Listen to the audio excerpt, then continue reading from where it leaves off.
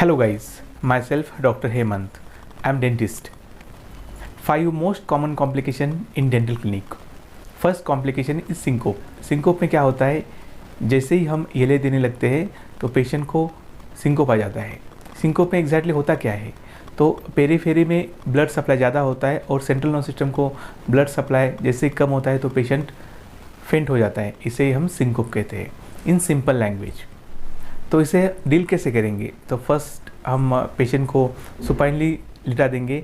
ऐसे लिटा देंगे कि उसका सिर नीचे हो और पाँव थोड़े से ऊपर आ जाए ताकि सेंट्रल नर्वस सिस्टम को ब्लड सप्लाई रिस्टोर हो जाए। सेकेंडली उसे ग्लूकोज का पानी दे देंगे। थर्डली थोड़ा सा वेंटिलेशन अच्छा करेंगे और उसे थोड़ा CNS स्टिमुलेशन देंगे तो वो सिंकोप से बाहर आ जाएगा।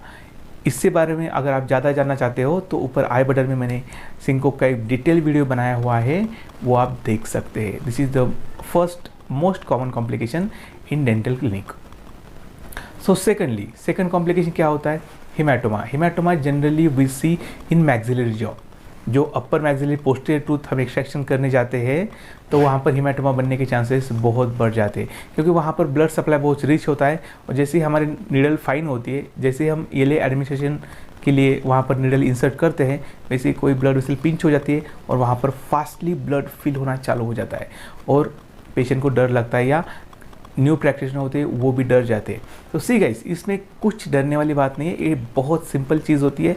अगर फीलिंग होने लगी मसल में तो कोई डरने वाली बात नहीं है। क्या करना, जस्ट उसे प्रेस कर देना। जितना ब्लडिंग टाइम है उतना ब्लड तो निकलेगा, लेकिन आप कॉन्फिडेंट रहना। आप बिल्कुल ऐसा नहीं दिखाना कि ये कुछ अब नॉर्मल हुआ है या डर गया। अगर आप डरोगे तो अल्टीमेटली पेशेंट भी डर जाएगा और पेशेंट को आपके ऊपर का भरोसा कम हो जाएगा।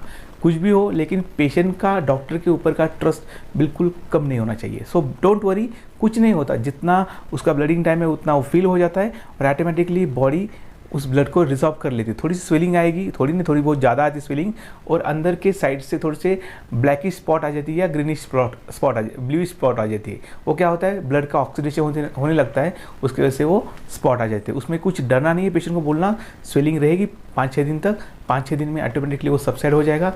Don't worry, it's a common. लेकिन सिर्फ इसमें बात आती है आपकी कॉन्फिडेंस की। आप एकदम कॉन्फिडेंट रहना, कुछ डरने वाली बात, इट्स वेरी सिंपल, पेशेंट को कुछ नहीं होने वाला इसमें। Third most common complication, dry socket. Upper maxillary jaw में हमने देखा कि हेमाटोमा होता है, वैसे ही लोअर जॉ में, लोअर पोस्टीरियर रीजन में ड्राई सॉकेट के चांसेस बढ़ जाते हैं, क्योंकि लोअर पोस्टीरियर जो रीजन होता है वहाँ पर ब्लड सप्लाई ज़्यादा नहीं होता है। इसकी वजह से ब्लडिंग वहाँ पर सॉकेट में अच्छी तरह से नहीं होती, बोन एक्सपोज होता है इन्वायरमेंट से और वहाँ पर इन्फेक्शन हो जाता है। उसे हम ऑस्टियोलाइटिस या ड्राई सॉकेट बोलते हैं। इसमें भी डरने वाली कोई बात नहीं है।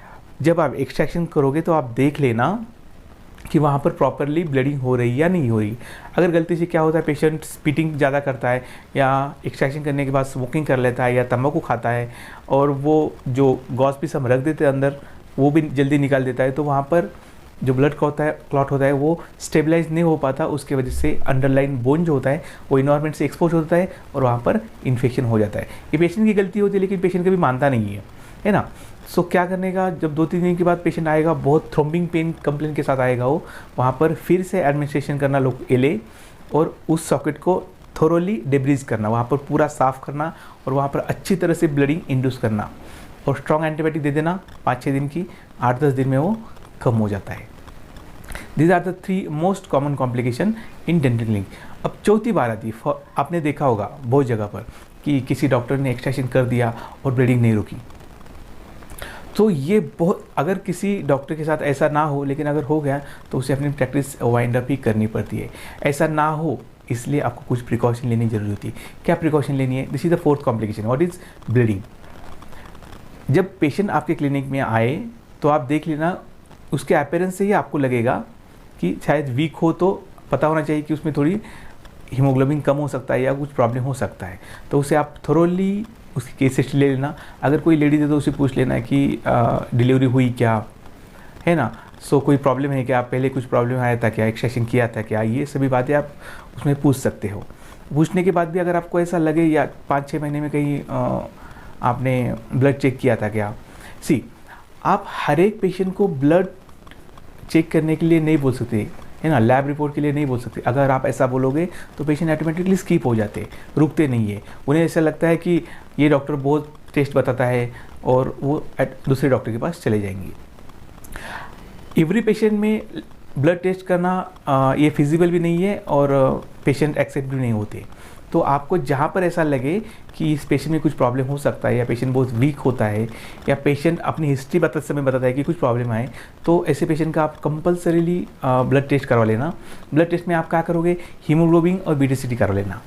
हीमोग्लोबिन, अगर किसी पेशेंट का हीमोग्लोबिन 7 के नीचे है तो please don't go for extraction. अब बात यहाँ पर आती है कि हीमोग्लोबिन कम होने से ब्लीडिंग पे क्या फ़र्क पड़ता है। See when I was student ये बात मुझे भी पता नहीं थी, जैसे ये 15 ईयर की प्रैक्टिस में मैंने जान लिया कि यार अगर पेशेंट का कोई ब्लड कम होता है, या मैंने अपने दोस्तों से पूछे जो कि पैथोलॉजिस्ट है, उनके लैब से उनसे पूछा कि यार हीमोग्लोबिन कम होने से ब्लीडिंग पर क्या फ़र्क पड़ता है। तो क्या होता है, जैसे हीमोग्लोबिन कम होता है तो है ना, उसको फ्लूइडिटी बहुत ज़्यादा बढ़ जाती है, उसमें कोएगुलेशन जल्दी नहीं हो पाता। ऐसे मैंने केसेस देखे कि उसकी ब्लीडिंग बहुत ज़्यादा, लास्टली ऐसे पेशेंट में मुझे साइलेट और पॉज देके ब्लीडिंग स्टॉप करनी पड़ी। आपको पता होगा पॉज और साइलेट जो होते हैं वो मेजर जो ट्रूमा होते हैं उसमें यूज़ करते हैं, जो कि ब्लीडिंग इंस्टेंटली टॉप करते हैं। डेंटल की ब्लीडिंग तो बहुत कम होती है, लेकिन क्या होता है अगर हाँ ऐसा कभी हुआ कि पेशेंट की ब्लीडिंग स्टॉप नहीं हो रही, तो आप मुझे पॉज की पहले टैबलेट दे देना, साइलेट की टैबलेट दे देना, 500 की टैबलेट दे देना। अगर उससे भी ब्लड ना कम हो जाए तो आप उसे इंट्रावेनसली पॉज दे सकते हैं। अगर ये आपको पता नहीं हो तो प्लीज़ डोंट वेट कि उसकी ब्लीडिंग हो ही रही है आप उसे दबाए रहो, directly shift patient to civil hospital. वहाँ पर कुछ नहीं, सिंपल से एक पॉज और एक साइलेट का इंजेक्शन दे देते हैं, ब्लीडिंग स्टॉप हो जाती है। लेकिन अगर आप टाइम स्पेंड करते रहोगे, ब्लीडिंग होती रहेगी, तो क्या होगा, पेशेंट की बॉडी का ब्लड कम होता जाएगा और वैसे ही बॉडी फ्लूइड कम हो जाएगा, उसके ऑर्गन 1 बाय 1 डैमेज होते जाएंगे या पेशेंट शॉक में चला जाएगा। एक बार ऐसा हुआ तो फिर पेशेंट को रिवाइव करना बहुत मुश्किल जाता है और पूरा इसका ब्लेम डॉक्टर पर आ जाता है। इसलिए अगर ऐसा कुछ हुआ तो प्लीज़ डोंट वेट, डायरेक्टली आप उसे सिविल में शिफ्ट कर देना। This is the 4th complication. And 5th complication होती है एलर्जी। ऐसा बहुत कम देखने को होता है, लेकिन अगर किसी पेशेंट को एलर्जी आए, या एलर्जी में क्या होता है, सडनली रेडनेस आता है या स्वेलिंग आनी चालू होती है या पेशेंट को बहुत पर्सपिरेशन होता है, तो उस टाइम में आप डायरेक्टली इंट्रावेनसली हाइड्रोकॉर्ट और एविल भी पुश कर सकते हैं, या एविल की गोली दे सकते हैं और या स्टेरॉइड की गोली दे सकते हैं, हाइड्रोकॉर्ट की गोली दे सकते हैं। उससे भी पेशेंट का रिएक्शन स्टॉप हो जाएगी। सो सी गाइस, डेंटिस्ट्री में ऐसी कॉम्प्लिकेशन तो नहीं होती, क्योंकि डेंटिस्ट्री जो होती है वो कॉम्प्लिकेशन लेस फील्ड होती है as compare to general practitioner, है ना। जनरल प्रैक्टिशनर को बहुत सारे ड्रग देने पड़ते हैं, उनको कॉम्प्लिकेशन बहुत ज़्यादा मैनेज करनी पड़ती है। हमें डेंटिस्ट्री में बहुत कम कॉम्प्लिकेशन मैनेज करनी होती है, इसलिए डेंटिस्ट को बहुत कम भी पता होता है। लेकिन जो भी चीज़ होती है, छोटी सी बातें होती है, लेकिन ये अगर टाइम पे डील नहीं किया तो इसका एग्जैगरेशन बढ़ जाता है और ऐसा टाइम आता है कि प्रैक्टिशनर को अपनी प्रैक्टिस ही वाइंड अप करनी पड़ सकती है। सो गाइज, ये थी कुछ छोटी बातें। अगर वीडियो आपको अच्छा लगे तो प्लीज़ लाइक कर देना। आपके कुछ कमेंट हो तो कमेंट सेक्शन में भेज सकते हैं।